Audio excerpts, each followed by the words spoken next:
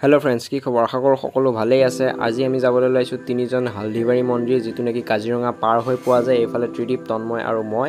যাবলৈ ওলাইছো আৰু এফালে ইয়া দুখন বাইক ৰেডি কৰি লোৱা হৈছে এফালে লিখিছে টিভিএছ ৰাইডাৰ 125 আৰু এক্সট্ৰিম 125 এই দুইখন বাইক আমি লৈ যাম এতিয়া তো বলক ভিডিওটো আৰম্ভ কৰো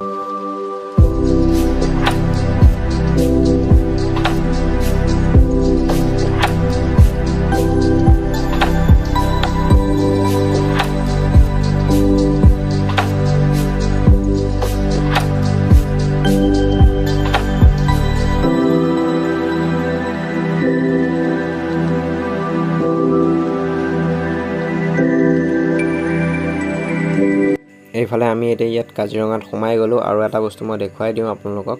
তো ইয়াত স্পিড লিমিট আছে মই আপোনালোকক বস্তু এটা দেখাই দিও এটো দেখিছে ইয়াত স্পিডটো ওলাই যায় 40 ওপৰত যায় তেলে 5000 টকা ফাইন হয় আহিলে অকন সাৱধানে আহিব আপোনালোক তো বলক এতিয়া